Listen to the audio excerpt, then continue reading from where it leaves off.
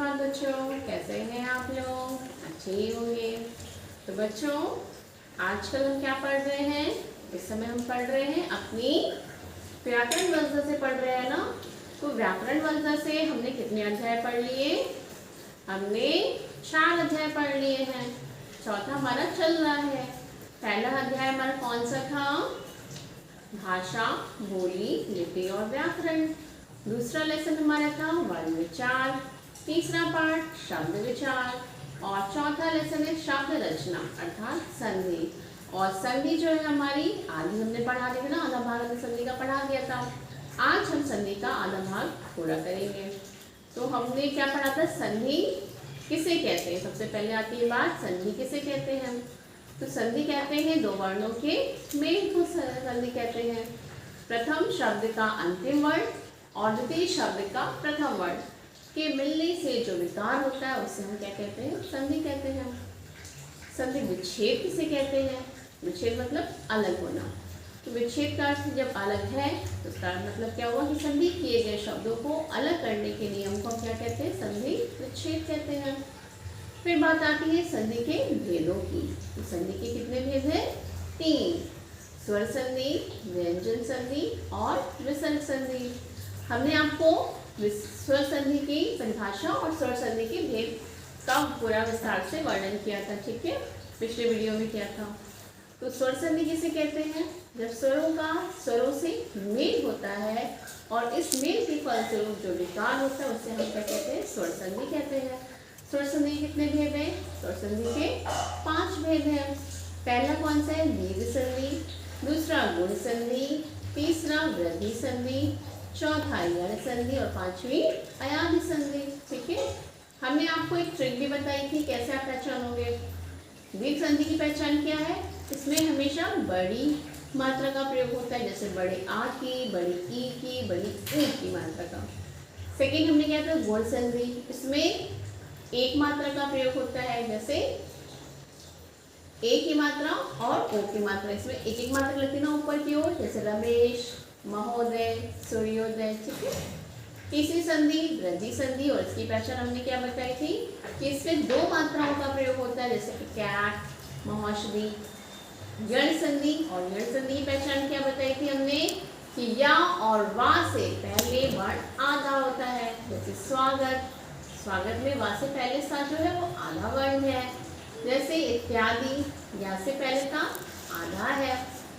5वीं संधि क्या थी हमारी? अयाधि संधि थी। और अयाधि संधि की पहचान कैसे होती है कि इसमें ए, आई, ओ की मात्रा नहीं होती है और अधिकतम 3 वर्ण होते हैं इसमें, जैसे नयन, पवन, पावक, गायक आदि। आज हम पढ़ेंगे बच्चों कौन सी संधि? व्यंजन संधि, संधि का दूसरा प्रकार, ठीक है? तो बच्चों, व्यंजन संधि क्या है? व्यंजन संधि कहती है कि व्यंजन के बाद, अब व्यंजन क्या है? जैसे कि आ, ई, उ, री, ए, आई, ओ, ये हमारे स्वर हैं 11, ठीक? और का से लेकर या तक ये हमारे व्यंजन हैं, ठीक है? हमने पहले भी आपको बताया था का से लेकर या तक हमारे व्यंजन है। हमारे मूल व्यंजन कितने हैं? 33, ठीक है? तो इनमें क्या है? जो हमारे व्यंजन के बाद यदि स्वर आए या व्यंजन के बाद व्यंजन आए तो उनमें विकार उत्पन्न होता है और इस विकार के फलस्वरूप जो परिवर्तन होता है उसे हम क्या कहते हैं? व्यंजन संधि। यानी व्यंजन के बाद व्यंजन या स्वर आने पर जो विकार होता है उसे हम कहते हैं व्यंजन संधि। तो चलिए हम बोर्ड पर व्यंजन संधि के उदाहरण देखते हैं। दूसरी संधि है व्यंजन संधि और व्यंजन संधि की परिभाषा क्या है? किसी व्यंजन का, देखिए, किसी व्यंजन का, व्यंजन अर्थात का से लेकर या तक, किसी व्यंजन का, किसी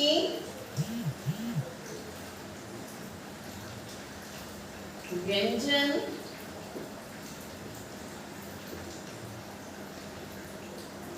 या स्वर, स्वर कितने हैं हमारे? 11। आ से लेकर और तक हमारे स्वर हैं और का से लेकर या तक हमारे क्या है?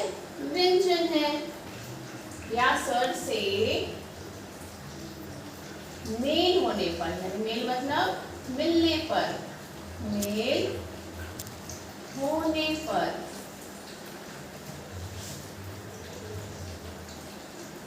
जो परिवर्तन होता है, ठीक है, जो परिवर्तन होता है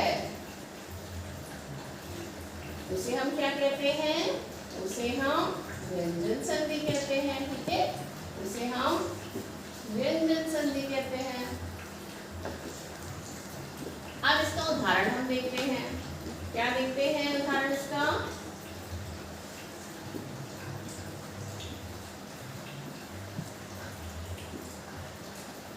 जैसे जैसे बच्चों देखिए एक उदाहरण है वाक,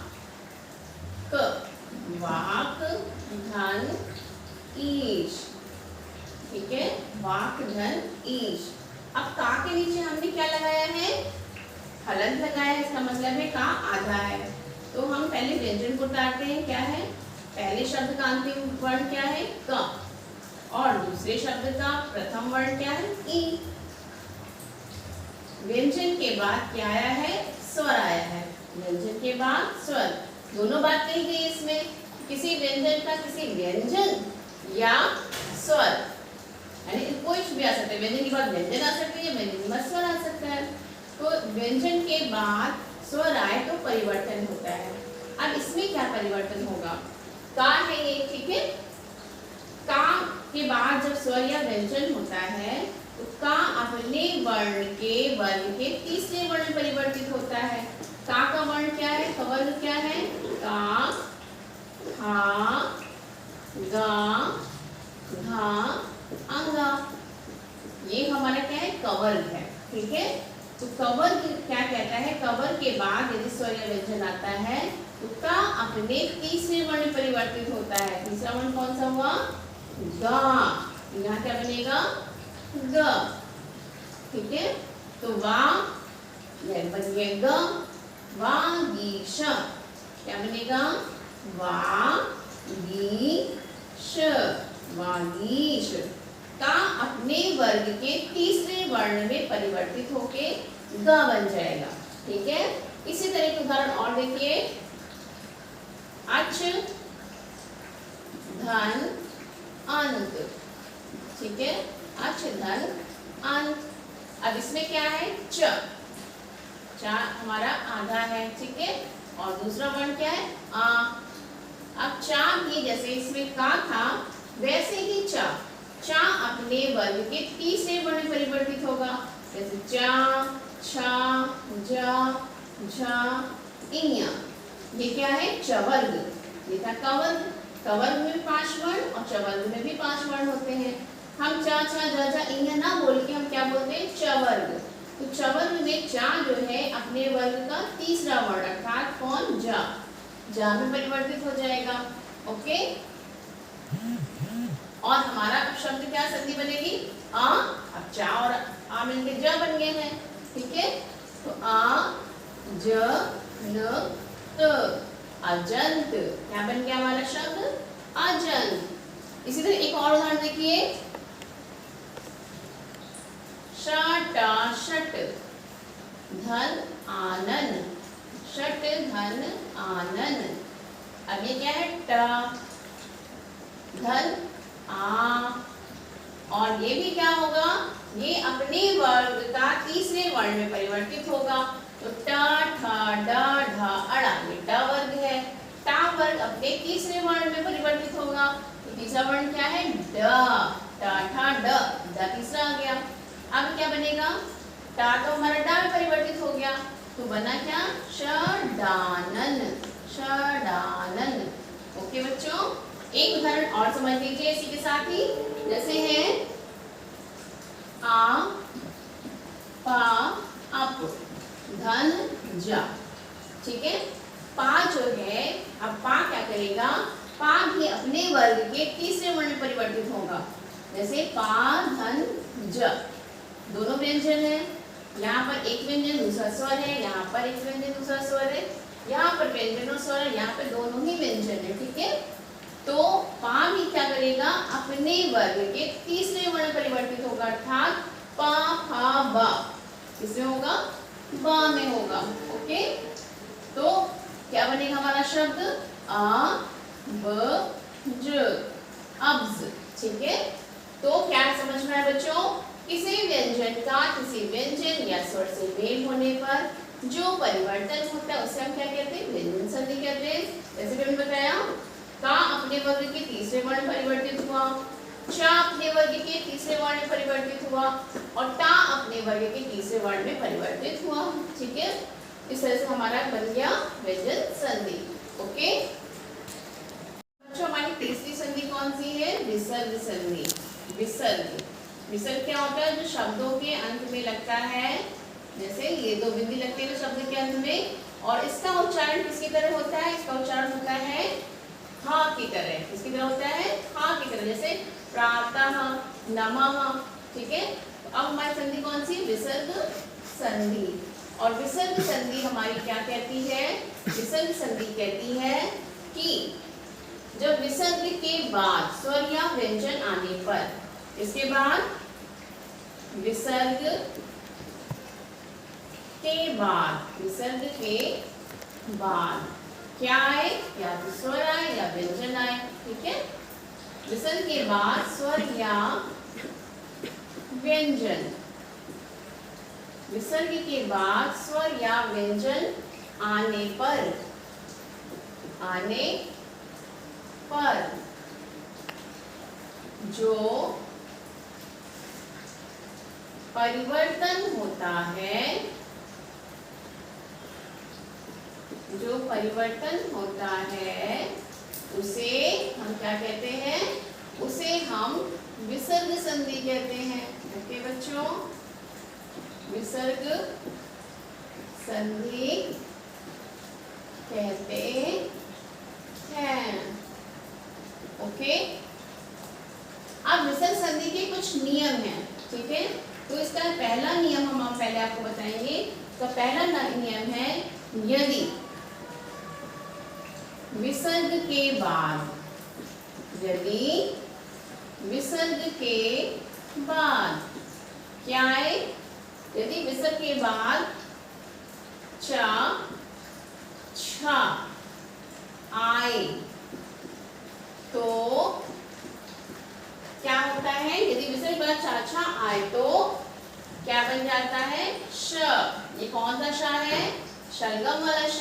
ठीक है, तो श हो जाता है, और ये श आधा होगा क्योंकि हमने देखिए नीचे हलंत लगाया है ना, तो ये आधा हो जाएगा। ठीक है, नियम क्या है, यदि विसर्ग के बाद क्या आए, चा छा आए तो क्या बन जाता है, शा हो जाता है। अब उदाहरण देखिए, जैसे जैसे निह, इसका उच्चारण हा की तरह होगा विसर्ग का, निधन चय।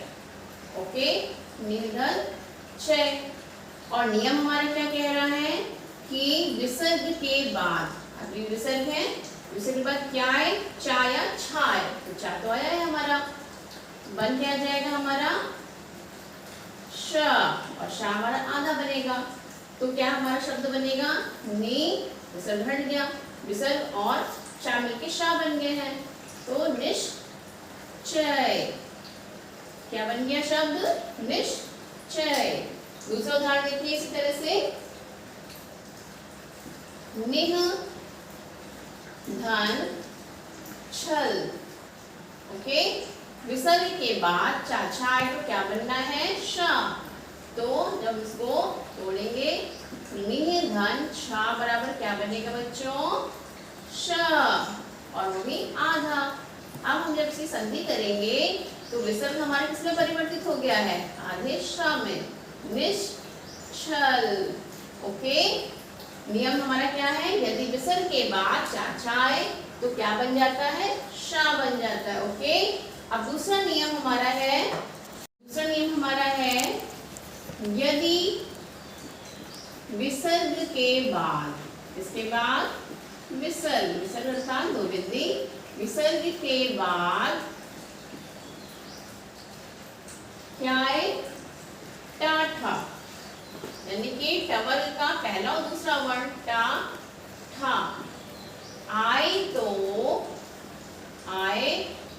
तो क्या बन जाएगा? श।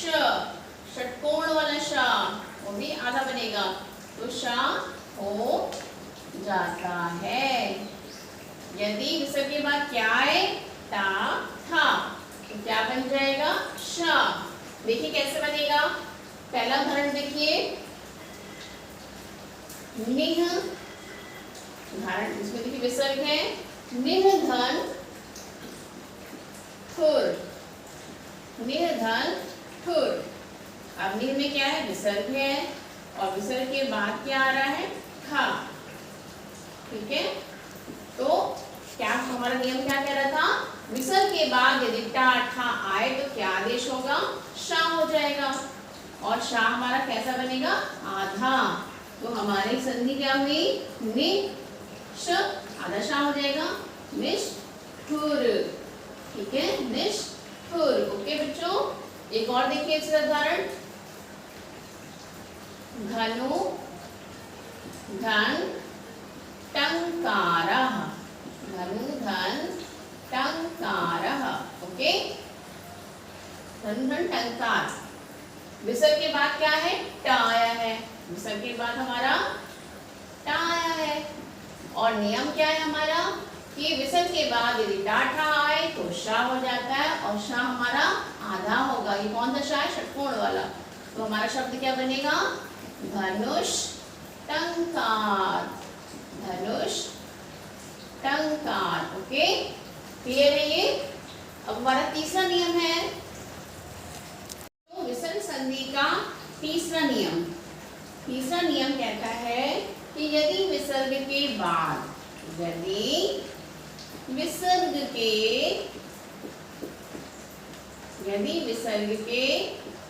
बाद क्या आए?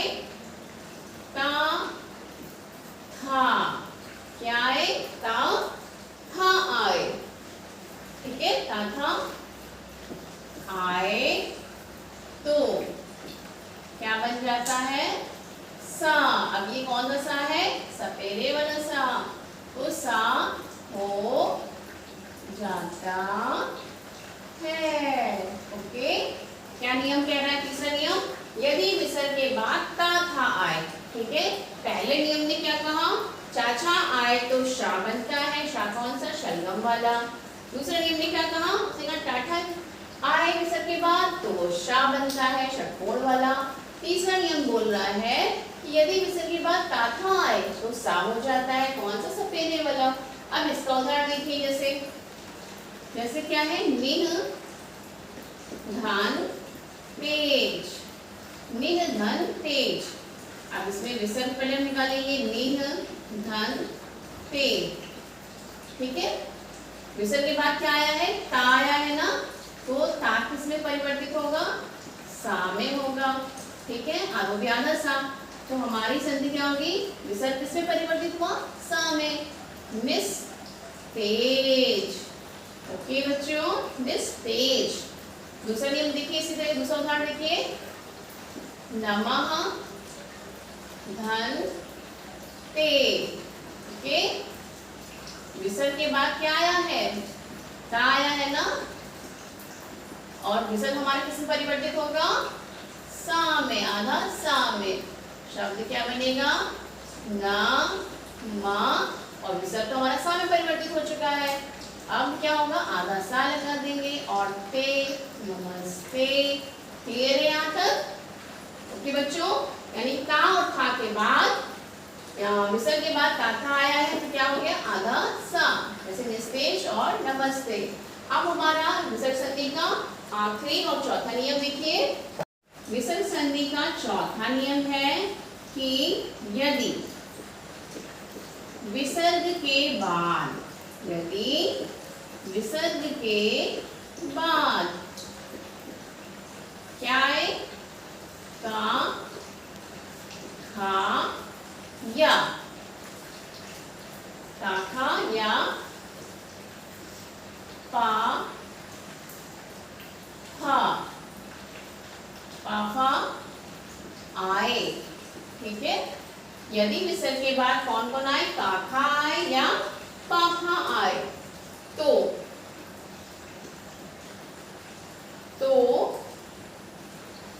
कोई भी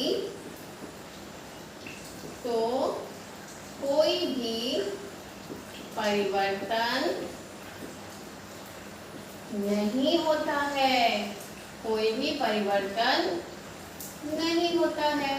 ठीक है, अभी तक तो परिवर्तन हो रहे थे शा शा सा में, ठीक है, बट विसर्ग के बाद यदि काखा आए या कौन आए, पाफा, काखा आए या पाफा आए, तो कोई भी परिवर्तन नहीं होगा। जैसे देखिए, प्रातः, धन, काल। अब विसर्ग के बाद क्या आया है, का आया है ना, का के बाद क्या आया है, का आया है, और कहा गया क्या गया है कि कोई भी परिवर्तन नहीं होगा, है ना। का के बाद यानी कि विसर्ग के बाद यदि का या खा आए तो कोई भी परिवर्तन नहीं, तो हमारा शब्द क्या बनेगा, प्रातः काल। ओके, प्रातः काल, वैसे का वैसा ही उतर जाएगा, इसमें कोई भी परिवर्तन नहीं होगा। इसी तरह दूसरा उदाहरण देखिए बच्चों, ये तो हमने बताया काफ के बारे में। अब आप देखिए दूसरा उदाहरण, जैसे दुह धन खा। ठीक है, दुह धन खा, विसर्ग के बाद क्या आया है, व्यंजन आया है। कौन सा व्यंजन आया है, खा व्यंजन आया है, और कहा भी गया है विसर्ग के बाद यदि का खा आए या पाफा आए तो कोई भी परिवर्तन नहीं होगा, हमारा शब्द वैसे का वैसा ही उतर जाएगा। ओके, वैसे का वैसा उतरा ना, दुख। अब एक और उदाहरण देखिए, पयः धन पान, पयः धन पान, विसर्ग क्या आया है, या के बाद विसर्ग आया है ना, और पा। ठीक है, विसर्ग के बाद यदि का खा आए या पाफा आए तो कोई भी परिवर्तन नहीं होगा, हमारा शब्द वैसे का वैसा ही लिखा जाएगा। क्या लिखा जाएगा, पयः पान। ओके, पयः पान, पूरा पूरा वैसा ही हमारा शब्द उतर आएगा, संधि हो जाएगी। काखा या पाफा आए तो कोई परिवर्तन नहीं होता। ठीक है, हमारी तीनों संधियां पूरी हो गई, स्वर संधि, व्यंजन संधि और विसर्ग संधि, और हमें पूरी उम्मीद है कि आपको बहुत अच्छे से समझ में आई होगी। ठीक है, तो अब हम करेंगे अपना अभ्यास करेंगे। तो अपनी पुस्तक खोल लीजिए, पेज नंबर कौन सा है, पेज नंबर 27, और अपनी पुस्तक खोल के आइए हमारे साथ, हम अपनी एक्सरसाइज को पूरा करते हैं। ओके, तो सबसे पहले क्या है, मौखिक प्रश्न। संधि किसे कहते हैं, संधि दो वर्णों के मेल को कहते हैं। संधि विच्छेद से क्या अभिप्राय है, यानी कि संधि विच्छेद किसे कहते हैं, संधि किए गए शब्दों को अलग करना संधि विच्छेद कहलाता है। उदाहरण जैसे हमने क्या किया, विद्या धन आलय बराबर विद्यालय। ओके, संधि कितने प्रकार की होती है, संधि 3 प्रकार की होती है। कौन कौन सी, स्वर संधि, व्यंजन संधि और विसर्ग संधि। स्वर संधि कितने प्रकार की होती है, स्वर संधि 5 प्रकार की होती है। कौन कौन सी, दीर्घ संधि, गुण संधि, वृद्धि संधि, यण संधि और अयाधि संधि। ठीक है, अब आते हैं लिखने का समय। सही विकल्प पर सही का निशान लगाइए। दो वर्णों के मेल से उत्पन्न विकार या परिवर्तन क्या कहलाता है, संधि कहलाता है। लघुत्तर का उचित संधि युक्त शब्द क्या होगा, छोटा ऊ इधर है और इधर भी छोटा ऊ है, बराबर क्या बनेगा, बड़ा ऊ। अब देखिए बड़ा ऊ की मात्रा किस पे लगी है, ये लगी है, पहले पे ही लग गई है, तो लघुत्तर। योगाभ्यास का सही संधि विच्छेद क्या होगा, हमने आपको ट्रिक में बताया था ना कि दीर्घ संधि में हमेशा बड़ी मात्रा होती है, तो इसमें क्या है, योगाभ्यास। तो योग धन अभ्यास कहाँ गया, योग धन अभ्यास, ये रहा आपका विच्छेद। नमः धन्ते का उचित संधि युक्त शब्द क्या है, अभी हमने आपको बोर्ड पे बताया था ना, नमः धन्ते विसर्ग के बाद ता आए या था आए तो क्या होता है, आधा सा होता है, ये वाला सा, तो बनेगा क्या, नमस्ते। नायिका का उचित संधि विच्छेद क्या है, न धन इका, ए के बाद कोई भी वर्ण आए तो आए। तीसरा देखिए, निम्नलिखित शब्दों की उचित संधि विच्छेद कीजिए, यानी अलग अलग करना है शब्दों को। रेखांकित, रेखाधन अंकित। भानुदय, भानुधन उदय। प्रतीक्षा, प्रतिधन ईक्षा। दिगंबर, दिक्धन अंबर, का खा ग में परिवर्तित हो गया। निर्धन, निधन धन। निराशा, निर्धन आशा। सदैव, सदाधन एव। महर्षि, अर आ रहा है गुण संधि, महाधन ऋषि। यद्यपि, यदिधन अपि। ओके, निम्नलिखित शब्दों की उचित संधि कीजिए। अभी हमने संधि विच्छेद किया, अलग अलग किया, अब हम इसको क्या करेंगे, अलग अलग को एक करेंगे। इति धन आदि, ई के बाद आ है तो या। इत्यादि। नौ धन इक, औ का आव नाविक। भौ का आव भावुक। आ औ के बाद ई आए तो ए आदेश रमेश। वार्तालाप, आ बड़ा वार्तालाप। मूल्यधनांकन, आ धन आ, फिर वही दीर्घ संधि मूल्यांकन। वधूत्सव, ऊ धन ऊ बराबर वधूत्सव दीर्घ संधि। निधनचित, विसर्ग के बाद चाचा आए तो हमने क्या बताया था, कौन सा श आएगा, शलगम वाला श आएगा, निश्चिंत। समधनकल्प, संकल्प। ओके, निम्नलिखित शब्दों के उचित संधि विच्छेद पर गोला बनाइए। अब जो संधि विच्छेद सही है उसमें हमें गोला बनाना है। सप्तऋषि, सप्तर्षि है ये भी गलत है, क्या हमारा सही होगा सप्तऋषि। सूर्योदय, सूर्यधन उदय। उद्योग, उत्धन योग। तथा दा तीसरे में परिवर्तित। मनोरंजन, मनाधन रंजन। ओके, यथार्थ, यथाधन अर्थ। ठीक है बच्चों, तो ये रही हमारी एक्सरसाइज।